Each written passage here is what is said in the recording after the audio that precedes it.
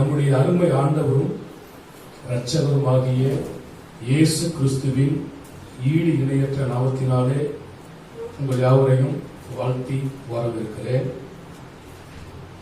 தேவனுடைய அன்பை குறித்து நாம் தியானித்துக் கொண்டு வருகிறோம். 1 யோவான் 4வது அதிகாரம் 8வது வசனம், அன்பு இல்லாதவன் தேவனை அறியான், தேவன் அன்பாகவே இருக்கிறார். அல்லேலூயா. தேவன் எப்படி இருக்கிறார்?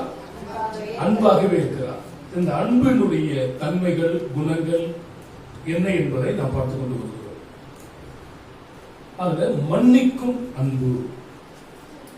நாம் மன்னித்து விடுவோம், ஆனால் எதையும் நம்மால் என்ன பண்ண முடியவில்லை, மறந்துவிட முடியவில்லை. சிலர் சொல்லுவாங்க, பசுமரத்தாணி போல் என்ன பண்ணிவிட்டது, பதிந்து விட்டது. கல்வெட்டை போல் என்ன பண்ணிட்டது, பதிந்து விட்டது. என்னால் என்ன பண்ண முடியவில்லை, மறக்க முடியவில்லை. அவனை நினைக்கும் போதெல்லாம், பார்க்கும் போதெல்லாம் அவன் செய்ததான செயல்களும், எனக்கு செய்ததான துரோகமும் என் கண் முன் வந்து நிற்கிறது என்று சொல்வார். ஆனால் தேவனோ அவைகளை மன்னித்து மறந்து விடுகிறதான தேவன். அல்லேலூயா. காரணம், தேவன் அன்பாகவே இருக்கிறார். ஆமென். Praise the lord. அப்போ இன்று மனிதன் சொல்லுகிறதான காரியங்கள் என்னவென்றால், தேவன் அன்பாக இருக்கிறார், எனவே அவர் என்னை தண்டிக்க மாட்டார். என்ன சொல்றாங்க?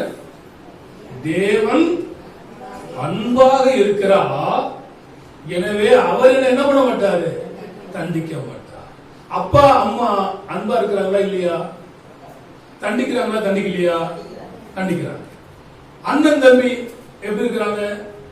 மூத்த சகோதரன், தம்பி தங்கச்சிங்க தப்பு செஞ்சு என்ன பண்றாங்க, தண்டிக்கிறாங்க. இப்படி மனுஷனுடைய எண்ணமும் நினைப்பும் அப்படிதான். அன்பு அன்பு தானே பேசுறீங்க, தேவன் அன்பாக இருக்கிறான்னு தானே சொல்றீங்க. அப்ப அன்புள்ள தேவன் எப்படிங்க அடிப்பாரு? உலகத்திலேயே சொல்ற, அடிக்கிற கைதான் அணைக்கும்,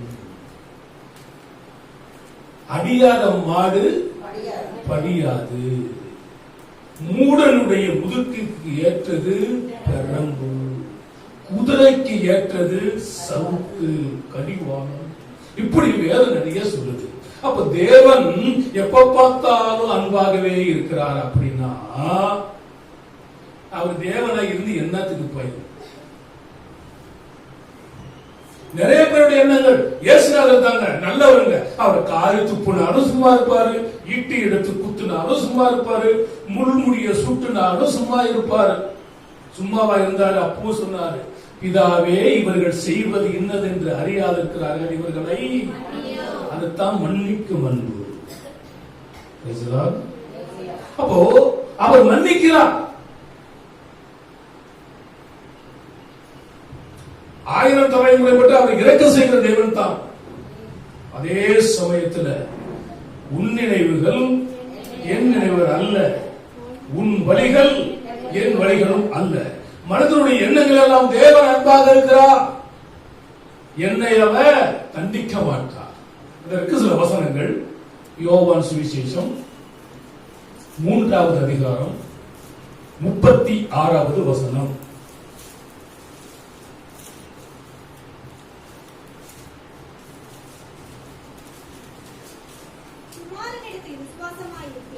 குமாரனிடத்தில் விசுவாசமாய் இருக்கிறவன் நித்திய ஜீவனை உடையவனாக இருக்கிறான். குமாரனை விசுவாசியாதவன் ஜீவனை காண்பதில்லை. தேவனுடைய கோபம் அவன் மேல் நிலை நிற்கும். புரியுதா?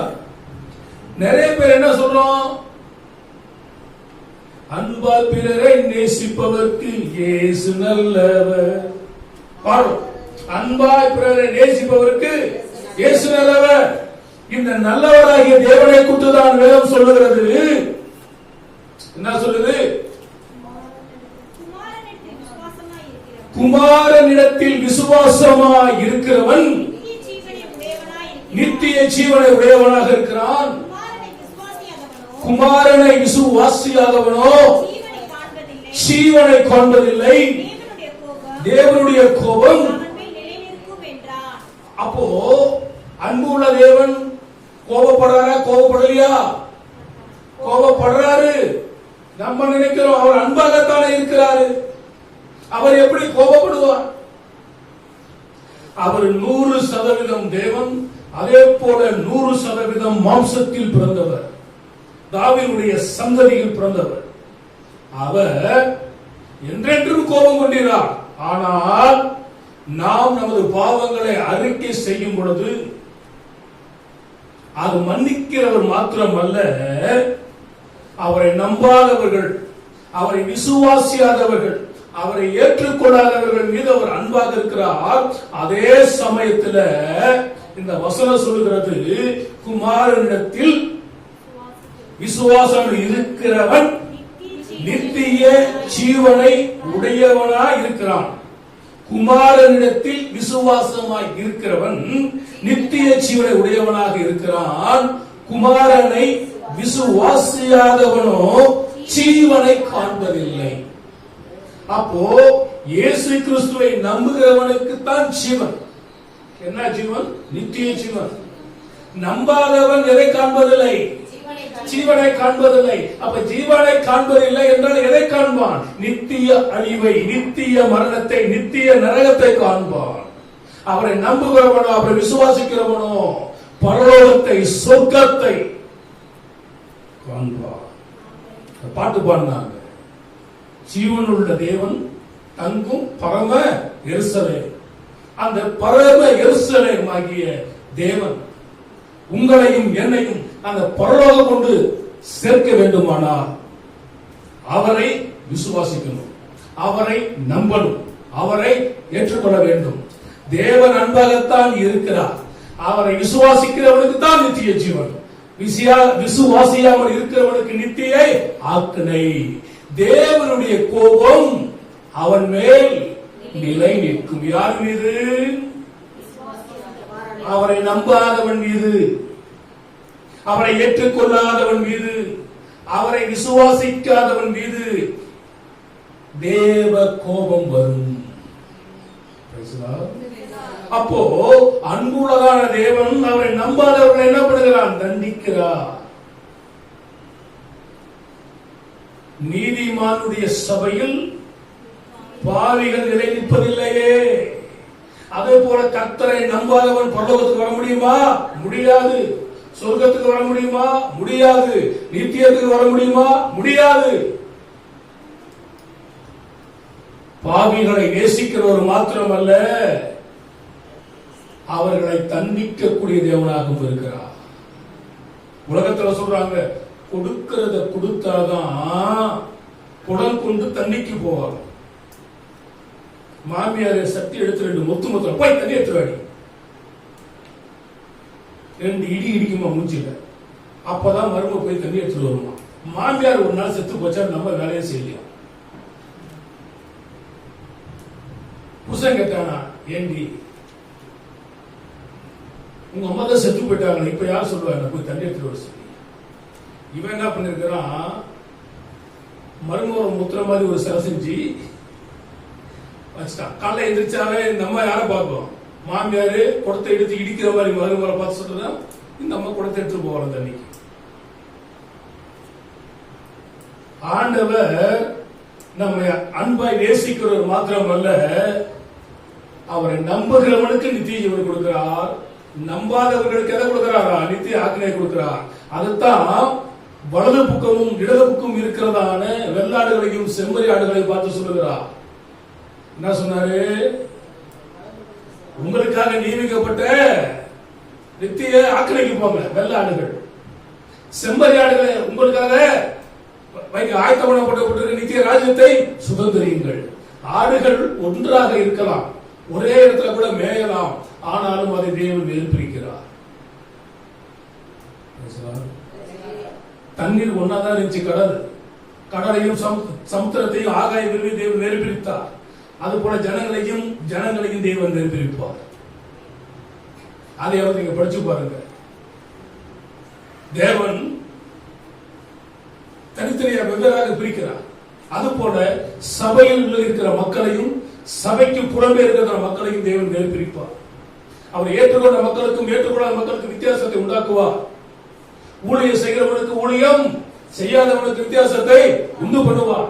நம்புறவனுக்கு நம்பாதவனுக்கு வித்தியாசத்தை உண்டு பண்ணுவார். நீங்கள் நான் என்ன பண்ணுகிறோம்? நீங்கள் நான் என்ன பண்றோம்? நீங்கள் நான் என்ன பண்றோம்? கர்த்தரை நம்புறோம். ஆமென். கர்த்தரை நம்புறவனுக்கு என்னத்தை கொடுக்கிறாராம்? நித்திய ஜீவன். யாரெல்லாம் அங்க போகணும்னு ஆசைப்படுறீங்க? வச்சிர கல்லும் மாணிக்க கல்லும் இன்னி ஜொலிக்குதே. அருமையான ஒரு பாட்டு. வச்சிர கல்லும் இயேசு ராஜா வெளிச்சத்தினால் தோற்று போகுது. வானவீதியிலே என் மன்னன் வருவார், மகிமையோடு என்னை சேர்த்துக் கொள்வார். நான் அங்கே போவேன். நான் எங்க போவேன்? நீங்க எங்க போவீங்க? என்ன போகும்? முகத்தை பார்த்தா அப்படி தெரியல. ஒண்ணும் யாரெல்லாம் வருவீங்க? வந்துருவீங்களா?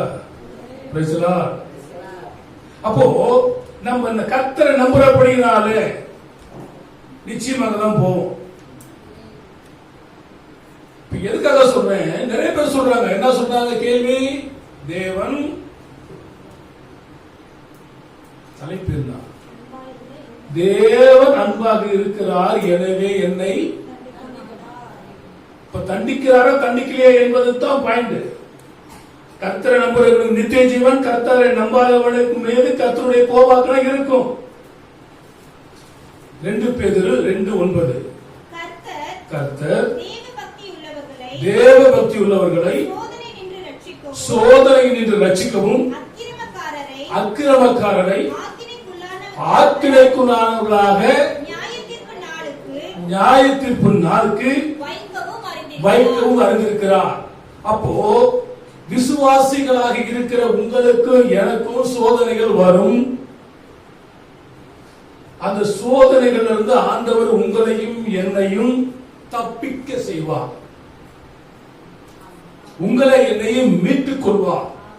நாம் அழிந்து போவதில்லை. ஆனால் அவரை நம்பாத, அவரை ஏற்றுக்கொள்ளாத, அவரை விசுவாசிக்காத பாவிகளை நியாயத்தீர்ப்பு நாளில் போய் நிறுத்தவும் அவர் அறிந்திருக்கிறார். நம்ம நினைச்சிட்டு இருக்க வேண்டியது அவர் அன்பாக இருக்கிறாரு, தண்டிக்க மாட்டாரு, கண்டு காணாம போயிடுவாரு அப்படின்னு நம்ம நினைக்கலாம். ஆனால் வசனம் என்ன சொல்கிறது?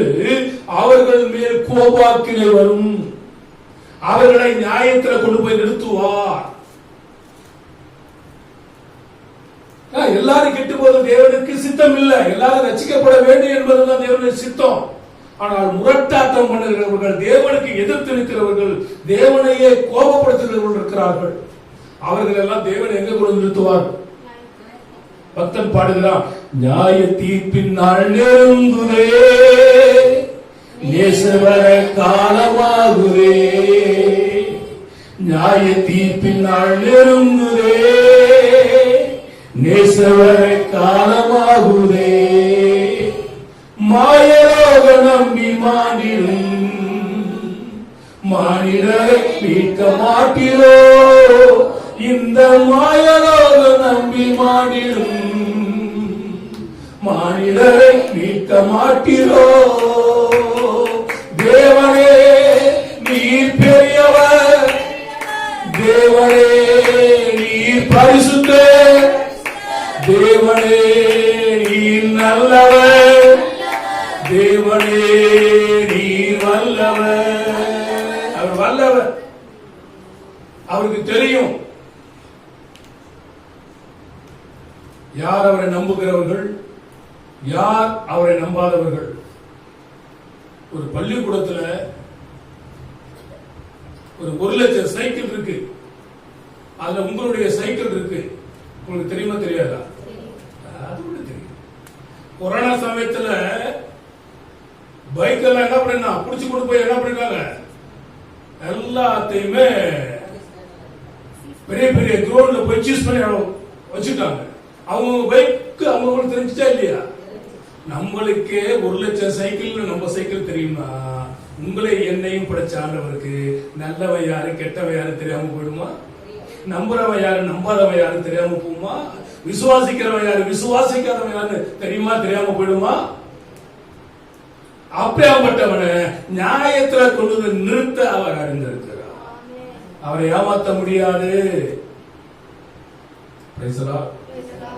பாவிகளை தண்டிக்க மாட்டாருன்னு நினைச்சுக்கிட்டே நிறைய பேர் என்ன பண்ணிடுறான், நரகத்துக்கு போயிடுவான். ஒருத்த பாவியா இருந்தாலும் அவர்கிட்ட வந்து சரணடைந்து விட்டார். ஆண்டவரே இவள் கையுமையுமாக பிடிக்கப்பட்டார். மோசையினுடைய பிரமாணம் சொல்லுகிறது, இவளை கல்லெறிந்து கொல்ல வேண்டும், கொலை செய்ய வேண்டும். ஆண்டவர் மௌனமாய் தரையில் எழுதி கொண்டிருந்தார். நீ போதகர் எது சொல்லவில்லையா என்று கேட்கிற வேலைகளிலே உங்களில் பாவம் செய்யாதவன் முதலாவது கல்லை எடுத்துக் கொள்ளு. அப்புறம் எழுதும் பொழுது திரும்பி பார்த்தார், ஒருத்தர் இல்ல. இந்த அம்மா பார்த்தாங்க, ஐயோ இவர் தான் நமக்கு நியாய தீர்ப்பு கொடுக்க போகிறார். ஆண்டவர் சொன்னார், நீ போய் நீ எந்த ஜட்ஜ்மெண்ட் கொடுத்திருந்தாலும் தூக்கு கயிறுல தொங்க விட்டிருந்தாலும் விடுதலை செய்ய ஆண்டவர் போதுமானவர். மோசையின் பிரமாணம் கொல்ல சொல்லுது. ஆனால் அந்த அம்மா என்ன பண்ணினார்கள், என் வாழ்க்கை இன்னையோட முடிந்து போகிறது, இனி எனக்கு ஒரு வாழ்க்கை இல்ல அப்படின்ற எண்ணம் இருந்தது. அந்த அம்மா நினைச்சிருப்பாங்க, இனி ஆண்டவரே நான் பாவம் செய்ய மாட்டேன். அந்த கல்ல அப்படிதான் நினைச்சிருப்பான். அவரை ஏன் நீ குறை சொல்ற? நீ நானும் பாவம் செஞ்சோம், நீ நானும் குற்றம் செய்தோம், எனவே நீ நானும் தண்டனை அனுபவிக்கிறோம். அவர் நீதி உள்ளவர், அவர் நீதிபர. அவரை பார்த்து சொன்னார் ஆண்டவர், இன்று என்னோடு கூட பரதேசிகள். அதே நேரத்தில் இந்த அம்மாவும், ஆண்டவரே நான் இனி பாவம் செய்ய மாட்டேன், இந்த ஒரு நாள் எனக்கு கிருபையாய் கொடுத்தா என் வாழ்க்கையை உமக்கு நான் அர்ப்பணிப்பேன் என்று அர்ப்பணித்திருக்கலாம். கர்த்தர் சொன்னார், ஏனென்றால் வேலை கொடுக்கிறது மனிதன் முகத்தை பார்க்கிறான், கர்த்தர் இருதயங்களை பார்க்கிறவர். நீ போ, இனி நாளை தினம் நம்முடையது அல்ல, இன்றைய ரட்சணை நாள் இதுவே அனுக்கிரக காலமாக இருக்கிறது. நிறைய பேர் அதான் சொல்றான், என் பிள்ளைக்கு கல்யாணம் ஆகட்டும், நான் ஆண்டவரை ஏற்றுக்கொள்றேன், ஞானஸ்தானம் எடுத்துக்கிறேன். அப்புறம் பாத்தீங்கன்னா 10 மாசம் கழிச்சு அது குழந்தை தூக்கிட்டு வருது, என் பிள்ளை கொஞ்சம் படிக்கட்டுங்க, பேரப்பிள்ளைய நான் பாத்துக்கணுங்க, வர முடியலங்க, அப்புறம் அதுக்கு ஒரு கல்யாணம் ஆகட்டும். இப்படி பார்த்தா சாகிறதுக்கு ஆசை வராது. பிள்ளை பேர பிள்ளை அப்புறம் கொள்ளு பேத்தி எவ்வளவு நாளைக்கு வாழ முடியும்? இந்த மாதிரி சாத்து போக்குதெல்லாம் ஆண்டவர் ஏற்றுக்கொள்வதில்லை. ஆண்டவர் இப்போ வந்தால் அவரோட போயிடணும். தண்டிக்க மாட்டார் என்ற அந்த எண்ணம் இன்றைக்கு உடைக்கப்படணும். தேவன் பட்சபாதம் இல்லாத தேவன். அவங்களுக்கு ஒரு மாதிரி இவங்களுக்கு ஒரு மாதிரி எல்லாம் பார்க்க மாட்டாரு. கல்யாணத்துலதான் பார்க்கிறாரு. எவன் விட்டு கல்யாணத்துல இவன் சொந்தம் இருப்பான், கரியெல்லாம் கொண்டு போய் அள்ளி அங்க வைப்பான். பாத்துருக்கீங்களா? மாமா வந்துட்டாரு, நீ நல்லவனா இருந்தா உங்க வீட்டுல கொண்டு உன் மாமனுக்கு விருந்து வை, கறியை ஆக்கி போடு, யார் வேணாங்கிறா? ஊரா விட்டு நீயே அப்படின்ற மாதிரிதான் நீங்க பார்க்கலாம். இவன் வந்து பந்தி வைக்கிறதெல்லாம் அப்படிதான் இருக்கும். தெரிஞ்சவனுக்கு கறியெல்லாம் அள்ளி வச்சுட்டு போவான், தெரியாதவனுக்கு எரிச்சலா இருக்கிறது குஸ்காவா இருக்கும். நீங்களே எரிச்சல் பட்டிருப்பீங்க. அதான் இப்படி சொல்ல முடியும். அப்படியே பொங்கியில் அப்படியே அவனுக்கு கண்ணு இருக்குதா இல்லையா? ஒரு பீஸ் கூட இல்லை, ஒரு எலும்பு கூட இல்லை. சோற வச்சுட்டு போறோம், வரும் ஏத்தாப்புல இருப்பான் சொந்த பந்தம், மாப்பிள்ள மாமாவுக்கு பீஸ் வையா அடிப்போம், எரிச்சல் வருவாங்க. இப்படிதான் மனுஷனுடைய வாழ்க்கை போயிட்டு இருக்கிறது. விருந்து வைக்கிற மாதிரி இருந்தால் நீ ஆடையோ மாடையோ என்ன வாங்குறியோ வறுத்து என்ன பண்ண கொடு. ஓசியில என்ன பண்ணக்கூடாது, மங்களம் பாடக்கூடாது. அம்மா மங்களத்தம்மாவை சொல்லல, ஓசியில என்ன பண்ணக்கூடாது, மங்களம் பாடக்கூடாது. நீங்களே விருந்து வைக்கிறதா இருந்தால் என்ன பண்ணணும், காசு கொடுத்து வாங்கி சமைச்சு கொடுங்க, அதுதான் ஆசீர்வாதம். இல்லையா? அப்போ எனக்கு நியாய தீர்ப்பு இல்ல, ஆண்டவரை தண்டிக்க மாட்டாரு, அவர் நேசிக்கிறவர் தான். ஐயா, விசுவாசிக்கிறவனையும் நம்பாதவனையும் நித்திய ஜீவன் கொடுக்கவும் நியாய தீர்ப்புல கொண்டு நிறுத்தவும் அவர் அறிந்திருக்கிறார். லூக்கா சுவிசேஷம் 13ஆம் அதிகாரம் 3-5 லூக்கா 13:3-5.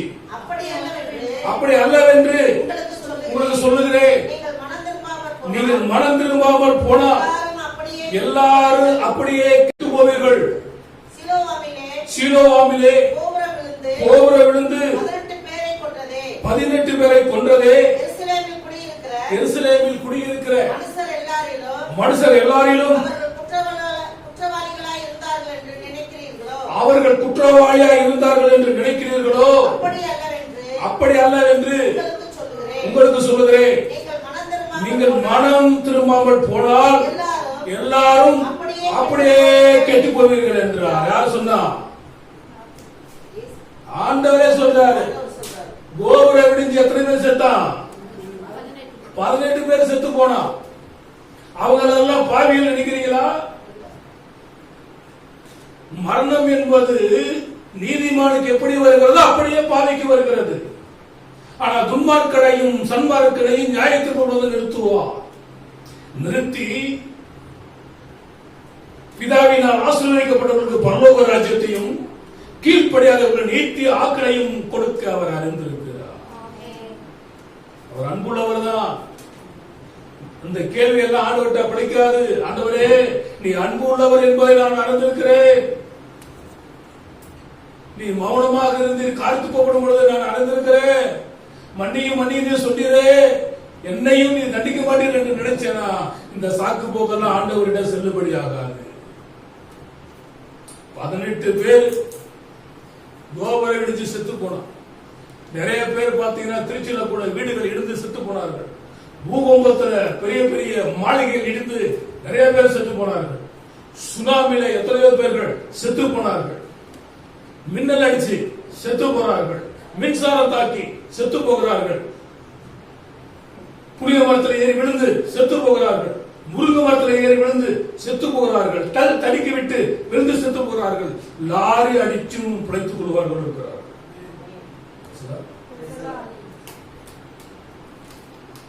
அப்ப ஆண்டவருக்கு தெரியாது, தெரியும். எப்பா நீ வாழ்ந்தாலும் சரி செத்தாலும் சரி உன் வாழ்க்கை கிறிஸ்துவுக்குள் இருந்துச்சா கிறிஸ்துவுக்குள் இல்லையா? கிறிஸ்துவுக்குள் மறைத்தவர்கள் முதலாவது எழுந்திருப்பார்கள். பின்பு உயிரோடு இருக்கிற நாம் மறுரூபமாக்கப்படுவோம். இப்படியாக என்றும் கர்த்தரோடு கூட இருப்போம். அதான் வசனம். அப்போ தண்டிக்க மாட்டா அப்படி என்றால் என்ன? முதலாவது டிலேட் பண்ணிடணும். என்ன பண்ணிடணும்? சர்ச்சைக்கு வந்தவனாலும் சரி வராதவனாலும் சரி ஆண்டவர் என்ன பண்ணுவாரு? தண்டிப்பார். ஒரு வசனம் ரோமர் 2வது அதிகாரம் 2-9 வசனம். இப்படிப்பட்டவைகளை செய்கிறவர்களுக்கு தேவனுடைய நியாய தீர்ப்பு சத்தியத்தின்படியே இருக்கிறது என்று அறிந்திருக்கிறோம். இப்படிப்பட்டவைகளை செய்கிறவர்களை குற்றவாளிகள் என்று தீர்க்கவும் அவைகளையே செய்கிறவனை நீ தேவனுடைய நியாய தீர்ப்புக்கு தப்பித்துக் கொள்ளலாம் என்று நினைக்கிறாயோ? அல்லது தேவனுடைய தயவு நீ குணப்படும்படி உன்னை ஏவுகிறது என்று அறியாமல் அவருடைய தயவு, பொறுமை, நீடிய சாந்தம் இவைகளின் ஐஸ்வர்யத்தை அசட்டை பண்ணுகிறாயோ? உன் மன கடினத்திற்கும் குணப்படாத இருதயத்திற்கும் ஏற்றபடி தேவனுடைய நீதியுள்ள தீர்ப்பு வெளிப்படும் கோபாக்கினை நாளிலே உனக்காக கோபாக்கினையை குவித்துக் கொள்கிறாயே. தேவன் அவனவனுடைய கிரியைகளுக்கு தக்கதாய் அவனவனுக்கு பலனளிப்பார். சோர்ந்து போகாமல் நற்கிரியைகளை செய்து மகிமையையும் கனத்தையும் அழியாமையையும் தேடுகிறவர்களுக்கு நித்திய ஜீவனை அளிப்பார். சண்டைக்காரராய் இருந்து சத்தியத்திற்கு கீழ்ப்படியாமல் அநியாயத்துக்கு கீழ்ப்படிந்தவர்களுக்கோ உக்கிராக கோபாக்கினை வரும். முன்பு யூதரிலும் பின்பு கிரேக்கரிலும் பொல்லாங்கு செய்கிற எந்த மனுஷ ஆத்மாவுக்கும் உபத்திரவமும் வியாகுலமும் உண்டாகும். இப்போ பழைய ஏற்பாட்டுல உடனுக்குடனே கண்ணுக்கு கண், பல்லுக்கு பல், ரத்தத்துக்கு ரத்தம், அடிக்கு அடி, உதைக்கு உதை.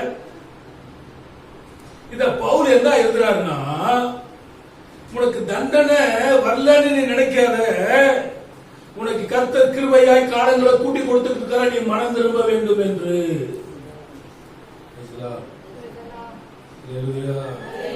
கிருபையாய் கூட்டி கொடுக்கிறா, நீ மனம் திரும்பு. அதான் வசனத்துல நம்ம படிச்சோம், இப்படிப்பட்டவர்களை செய்கிறவர்களை குற்றவாளிகள் என்று தீர்த்தும் அவைகளையே செய்கிறவனே, நீ தேவனுடைய நியாய தீர்ப்புக்கு தப்பித்துக் கொள்ளலாம் என்று நினைக்கிறாய். நம்ம நினைக்கலாம், ஒருவேளை ஆண்டவருடைய நியாய தீர்ப்பு வரும் பொழுது நான் என்ன பண்ணுவேன், தப்பித்துக் கொள்வேன்.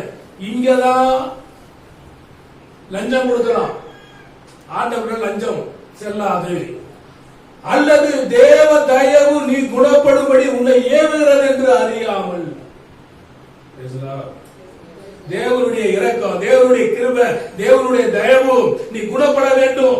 ஏன்னா ஒருத்தனை என்ன பண்ணிடக்கூடாது, கெட்டு போக கூடாது, மனம் திரும்ப வேண்டும், தேவராஜ்யத்துக்கு வர வேண்டும். அப்படின்னு கர்த்தர் உனக்கு கிருபையாய் நாட்களை கூட்டி கொடுத்து கொண்டிருக்கிறார்.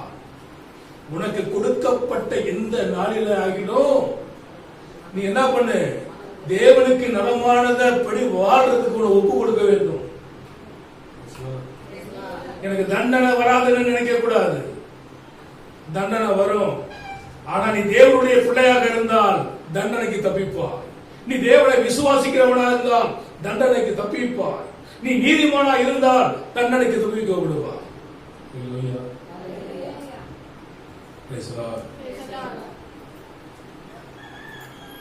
அவர் கன்சடை என்ன பண்ண மாட்டாரு, விடமாட்டார். நமக்கு பொறுமையா இருக்கிறார்.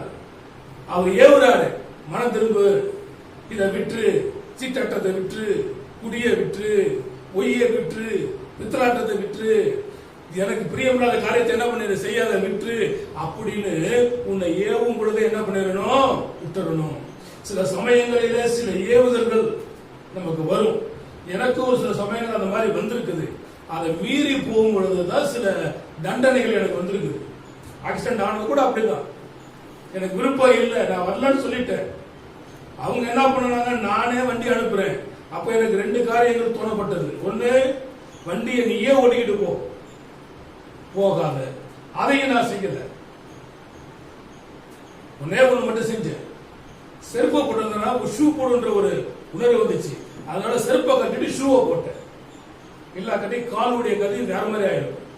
சில சமயங்களிலே கர்த்தர் உணர்த்துவார். அப்படி உணர்த்தப்படும் பொழுது நம்ம இது பிசாசு தடை பண்ணுது அப்படின்ற ஒரு எண்ணத்தையும் பிசாசு கொண்டு வருவான். அது தேவன் நம்ம ஏவுகிறாரா, பிசாசு நம்ம ஏவுகிறதா, அல்லது நம்மளுடைய உணர்ச்சிகள் எமோஷனல் நம்ம ஏவுகிறதா என்பதை நம்ம புரிந்து கொள்ள வேண்டும். மூணு வகையான ஏவுதல் வரும். சாத்தானி ஏவுதல் செய்வான், பிசாசு நமக்கு ஏவுதல் செய்வான், நம்மளுடைய உள்ள நமக்கு ஒரு ஏவுதல் கொடுக்கும். இதை எதன்னு பார்த்து கண்டுபிடிச்சிட்டோம்னா பிரச்சனை இல்லாம வாழ்க்கை ஓடும். பிரச்சனையில இருக்கிற மாதிரியே அலையில சொல்றீங்க. பேசலாம், பிரச்சனை போகணுன்றதான் அலையில சொல்றேன். அல்லேலூயா. எபேசியர் 5ஆம் அதிகாரம் 6-7 வசனம்.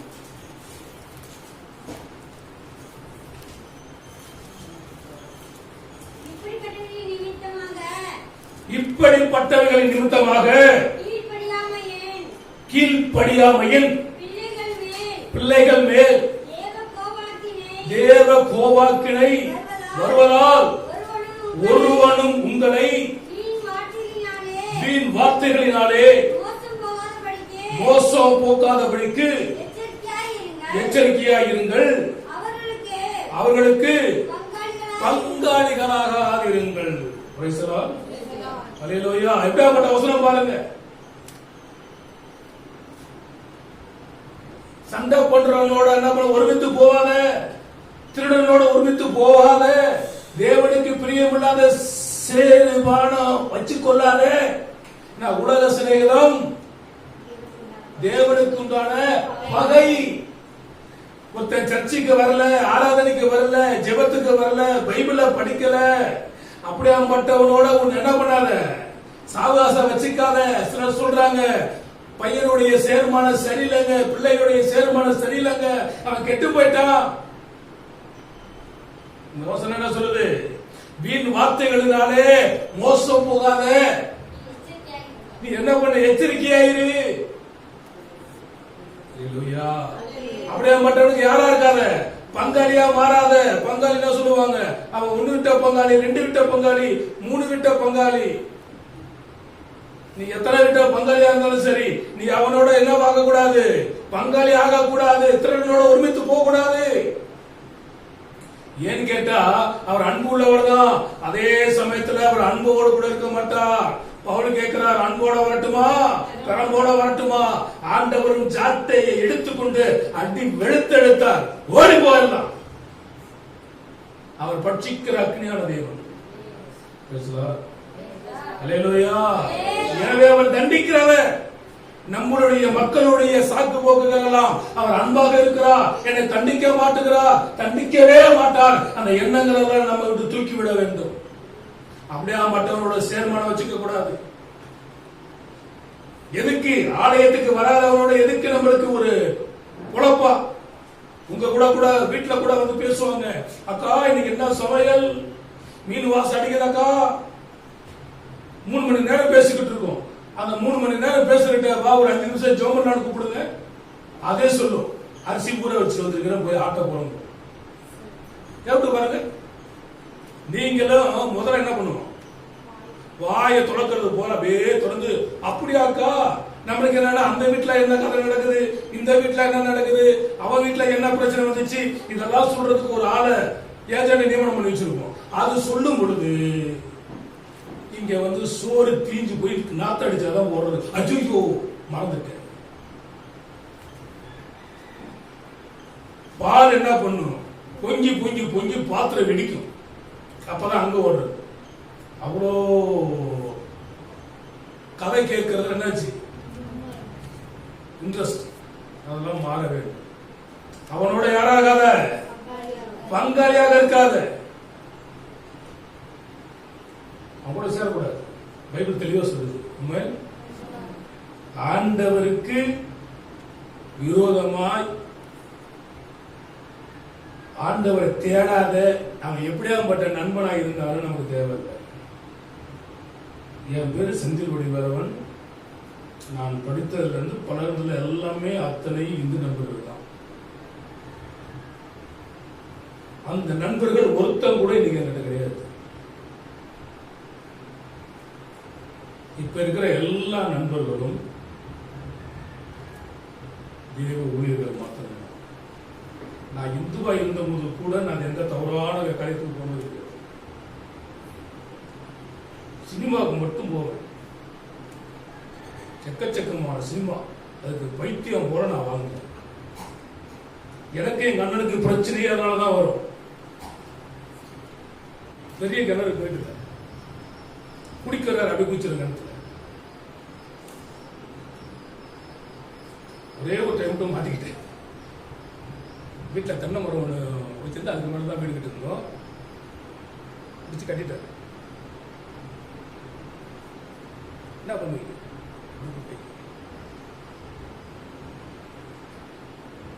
சரி என்ன பண்ண சொல்லிட்டு எங்க அப்பா அந்த சரி என்னதான் பண்ணுவான், முன்னாடி ஓடும் கொடுத்து தூச்சிருவாங்க கிணத்துல, பிடிக்க முடியாது, கட்டி மெத்தல ஏறிடுவான். எங்க கிளம்பிட்டாரு. இந்த ஏறி அப்படியே சறுக்கி விட்டேன். இது 2ஆ பிஞ்சு போச்சு. எது எங்க அப்பா ஒன்று சொல்ல அப்படியே சிரிச்சுட்டே இருந்தேன். நான் கவனிச்சு நான் போயிட்டேன். சினிமாவுக்கு படம்னால இவ்வளவு பிரச்சனை. ஒரு படத்தை ஒரு கதை சொல்லிட்டானா உடனே அதை பார்த்தாலும் சரி இந்த பிரச்சனையே வேண்டாம் அப்படின்னு சினிமா தேட்டருக்கே போயிட்டேன் வேலைக்கு. எதுக்கு ஒரு ஷோ பார்த்துக்கிட்டு 4 ஷோ அங்கேயே. இப்படியெல்லாம் அடிமைகளாக வாழ்ந்தேன். எங்க அப்பா அம்மா ஞானஸ்தானம் எடுக்க கூடும் பொழுது கூட நான் வரல, நீங்க போங்க அப்படின்னு சொல்லிட்டு சினிமாவுக்காக தான் போயிட்டு இருக்கிறேன். 11 மணிக்கு. ஆனா என்ன அறியாமல் என்னுடைய பாதங்களை சர்ச்சு போச்சு. அன்னைக்கு பிடிச்சவர் தான் இந்த நாள் வரும் பிடிச்சிட்டாரு. அதுக்கு அடுத்து கத்தரை அழைச்சி பைபிள் காலேஜுக்கு போயிட்டேன். பைபிள் காலேஜ் போய் படிச்சுட்டு ஏன் உங்களுக்கு சொல்றேன்னா, பிசாசு எப்படி வேணுமானு வளர்ந்துருப்பான். பைபிள் காலேஜ்லாம் முடிச்சு சர்டிபிகேட்லாம் வாங்கியாச்சு. சென்னையில முடிச்சுட்டு திருவாரூர்ல வந்து இறங்குறேன். இந்த பக்கம் பார்த்தா ரஜினி நடிச்ச உழைப்பாளி படம், இந்த பக்கம் படிச்சா கார்த்திக் நடிச்ச பொண்ணுமணி படம். சரி, உழைப்பாளிக்கு போயிட்டேன். எப்போ பைபிள் காலேஜ் எல்லாம் முடிச்சு பாஸ் சர்டிபிகேட் வாங்க உழைப்பாளிக்கு போயிட்டேன். அதுக்கடுத்து சரி உழைப்பாளி பார்த்தாச்சு, அப்புறம் பொண்ணுமணி பார்க்காட்டி எப்படி இருக்கும், பொண்ணுமணி பார்த்து இப்படியெல்லாம் வாழ்ந்து சினிமா மோகத்துல இருந்து சினிமாவிலேயே நடிக்கணும்னு ஆசை வந்து நிறைய சினிமா படங்கள் எனக்கு வாய்ப்பு வந்துச்சு. இப்ப கூட ஒரு படத்துல எனக்கு நடிக்க கூப்பிட்டேன். இப்ப எங்க வீட்டுல வேண்டாம் வேண்டாம் வேண்டாம், நானே போகல. இப்படி எல்லாம் வந்து மோகங்கள் வந்தது, அவையெல்லாம் ஒதுக்கிட்டு தான். ஆனா எப்பவுமே யாரையும் கூட்டு போக மாட்டேன். சினிமாவுக்கு போனாலும் கூட்டு போக மாட்டேன். ஏன்னா அவனுக்கு டிக்கெட் போடணும், அவனுக்கு தீனி வாங்கி கொடுக்கணும். அது இருந்துச்சுன்னா இன்னும் 2 படம் பார்க்கலான்ற எண்ணம். எனக்கு அப்பயே கிரிமினல் மைண்ட்ல வேலை செஞ்சு யாரையும் கூட்டு போக மாட்டேன். எங்க போனாலும் தனியா தான் போறேன். இந்த கூட்டுன்ற பேச்சே கிடையாது. ஆனால் இன்னைக்கு நண்பர்கள்லாம் யாருதான்? தேவனுடைய பிள்ளைகள் மாத்திரம்தான். தேவனுடைய பிள்ளைகள் நமக்கு இருக்கும் பொழுது நம்ம ஒரு தவறு செய்தாலும் அவர்கள் சுட்டி காட்டுவார்கள். பேசலாம். ஆனா அடுத்த உணவு என்ன பண்ணுவான்னு கேட்டீங்கன்னா, சுட்டி காட்ட மாட்டான். கெடுவான், கேடு நினைப்பான், கெட்டு போகும். அன்பு தேவ பிள்ளைகளை, நம்ம கெட்டு போக கூடாதுன்னு நினைக்கிறவங்க நம்மளுடைய பெற்றோர்கள். எந்த தாய் தகப்பனும் தான் பிள்ளை கெட்டு போக நினைக்க மாட்டாங்க. அது கெட்டு போன பிள்ளையா இருந்தாலும் அதற்காக அழுது புலம்பி சிரித்து எப்படியோ நீ நல்லா இருன்னு அந்த பிள்ளைகளுக்காக ஆண்டவரிடத்துல மன்றாடுகிறவர்கள் தாய் தகப்பன். பேசலாம். இதெல்லாம் மன்றாடுற மாதிரி அழியில வரலையே. பேசலாம். ஏன்னா கெட்டு போன பிள்ளையா இருந்தாலும் காக்கைக்கு தன் குஞ்சு முன் குஞ்சது போல அந்தந்த பெற்றோருக்கு அந்தந்த பிள்ளைகளை என் தங்கம், என் வைரம், என் வைடூரியம், என் மரகதம், என் குரங்கு, என் குயில் இதெல்லாம் குஞ்சுது. ஆண்டவர் நம்முடைய கொஞ்சம் இருக்கிறாரா? என் மனவாட்டியே, என் பிரியமே, என் உத்தமியே, என் புறாவே, இப்படி எல்லாம் நம்ம கொஞ்சிறாரு. ஆமே, வேற எந்த கவிதை நம்ம எழுத முடியாதுங்க. ஆண்டவர் நம்ம வர்ணிக்கிறார். நம்ம கணவன் என்னைக்கு ஆகிடும் உத்தமின்னு சொல்லியிருக்கானா? உத்தமின்னு சொல்லியிருக்கானா? ஆண்டவர் சொல்லுகிறார், என் உத்தமியே, கபடற்றவரே, என் புறாவே. பேசலாம். அவ்வளவுதான். இல்லையா? உங்களை என்னையும் மன்னிக்கிறவர், மறக்கிறவர், நேசிக்கிறவர், உங்களை என்னையும் புகழ்கிறவர் என் மனவாட்டியே. கனவு கூட போட முடியாது. ஆண்டவர் ஒருத்தர் தான் உங்களை என்ன மேல நம்பிக்கை வச்சு உங்களை புகழ்றாரு. அதே சமயத்துல என்ன பண்றாரு? போன் எடுத்தாதான் குரங்காருன்றது போல கையில ஜாட்டை வச்சுக்கிட்டே இருப்பாரு. இதை தண்டிக்க மாட்டாரு நீங்க நினைக்கிற பொழுதுதான் பூசையை கற்றுக் கொடுப்பார். அதனால ஜாக்கிரதையா இருக்க வேண்டும். எபிரேயர் 9ஆம் அதிகாரம் 27-28 வசனங்கள். அன்றைய ஒரே நேரம் மரிப்பதும் பின்பு நியாயத்தீர்ப்பு அடைவதும் மனுஷருக்கு நியமிக்கப்பட்டிருக்கிறபடியே. அப்ப உலகத்துல சிலர் சொல்றாங்க 7 ஜென்மம். இந்த 7 ஜென்மம், 14 ஜென்மம், 3 ஜென்மம், முப்பிறவி, அந்த பிறவி, அதிசய பிறவி, அற்புத பிறவி எல்லாம் கிடையாது. மனுஷனா ஒரே ஒரு தடவை தான் பிறக்கிறான். சிலர் சொல்லுவாங்க போன தடவை அவன் குரங்கா பிறந்திருப்பானோ, போன ஜென்மத்தில் அவன் நாயா பிறந்திருப்பானோ. அந்த நாயா, பேய, பிசாசெல்லாம் பிறக்கிறது கிடையாது. மனுஷனை ஒரே ஒரு தடவை ஆண்டவர் உலகத்தில் பிறக்க செய்கிறார். ஆமென். ஒரு தடவை பிறப்பதும் பின்பு மரிப்பதும் அதற்கு பின்பு நியாயத்தீர்ப்பு அடைவதும் மனுஷனுக்கு நியமிக்கப்பட்டிருக்கிறது. அதனால தண்டிக்க மாட்டார் என்று சொல்ல முடியாது. தண்டனை இல்லை என்றால் நியாயத்தீர்ப்பே கிடையாது. அப்ப நியாயத்தீர்ப்பு இருக்குதுன்னா என்ன பண்ண அர்த்தம்? அவர் தண்டிக்கிறார் என்ற அர்த்தம். அடுத்த வசனம், கிறிஸ்துவும் அனைவருடைய பாவங்களை சுமந்து தீர்க்கும்படி ஒரே தரம் வெளியிடப்பட்டு தமக்காக காத்துக் கொண்டிருக்கிறவர்களுக்கு ரட்சிப்பை அருள்படி இரண்டாம் தரம் பாவம் இல்லாமல் தரிசனமானார். அப்ப கர்த்தருக்காக காத்திருக்கிறவங்களுக்காக காத்து இராமல் இருக்கிறவங்களுக்காக கர்த்தருக்காக காத்திருக்கிறவர்களுக்கு ரட்சிப்பை அருளுகிற தேவனாக இருக்கிறார். அவங்களுக்கு தரிசனம் கொடுக்கிற தேவனாக இருக்கிறார். வேதம் கொடுக்கிறது, கர்த்தருக்கு காத்திருக்கிறவர்கள் புது பலன் அடைந்து கலவை போல உயரே எழும்புவார். நம்ம கர்த்தரை காத்திருக்க வேண்டும். கர்த்தருக்கு காத்திருப்பதான் புது பலன் அடைய முடியும். இந்த வசனங்கள் அதான் சொல்கிறது. ஆண்டவரை தண்டிக்க மாட்டார் என்று இல்ல, அவர் தண்டிக்கிறதான தேவன். மன்னிக்கிற அன்புள்ள தேவன் தான், மன்னித்து மறக்கிற தேவன் தான். நிறைய பேர் சொல்வது போல அவர் அன்புள்ளவராக இருக்கிறார் என்ன பண்ண மாட்டாரு, தண்டிக்க மாட்டார் என்கிறதான கேள்வி பேச்சுக்கே இடம் இல்ல, இடம் கிடையாது. எபிரேயர் 12ஆம் அதிகாரம் 25 29 வசனங்கள். பேசுகிறவருக்கு செவி கொடுக்க மாட்டோம் என்று விலகாதபடிக்கு எச்சரிக்கையாயிருங்கள். ஏனெனில் பூமியில் பேசினவருக்கு செவி கொடுக்க மாட்டோம் என்று விலகினவர்கள் தப்பி போகாமல் இருக்க பரலோகத்திலிருந்து பேசுகிறவரை நாம் விட்டு விலகினால் இங்க பூமியில ஆண்டவர் பேசினாரு, மனம் திரும்புதல் பரலோக ராஜ்யம் சமீபமா இருக்குது, நானே வழி சத்தியம் ஜீவன் என்று சொன்னார், உலகத்துக்கு ஒளியாக இருக்கிறேன் என்று சொன்னார், பாவங்களை மன்னிக்க மனுஷனுக்கு அதிகாரம் என்று சொன்னார். இப்படி பூமியில பேசினவருக்கு நீங்கள் செவி கொடுக்காமல் போயிட்டீங்கன்னா பரலோகத்திலிருந்து பேசுகிறவர்களுக்கு நீங்க எப்படி தப்பிக்க முடியும்? எப்படி தப்பிப்போம்? அவருடைய சத்தம் அப்பொழுது பூமியை அசை பண்ணிற்று. இன்னும் ஒரு தரம் நான் பூமியை மாத்திரமல்ல வானத்தையும் அசை பண்ணுவேன் என்று இப்பொழுது வாக்குத்தத்தம் செய்திருக்கிறார். இன்னும் ஒரு தரம் என்கிற சொல்லானது அசையாதவர்களை நிலைத்திருக்கத்தக்காக அசை உள்ளவைகள் உண்டாக்கப்பட்டவைகள் போல் மாறிப்போம் என்பதை குறிக்கிறது. ஆதலால் அசைவில்லாத ராஜ்யத்தை பெறுகிறவர்களாகிய நாம் பயத்தோடு பக்தியோடும் தேவனுக்கு பிரியமாய் ஆராதனை செய்யும்படி கிருபையாய் பற்றிக் கொள்ள கடவோம். நம்முடைய தேவன் நம்முடைய தேவன் பட்சிக்கிற அக்கினியாக இருக்கிறாரே.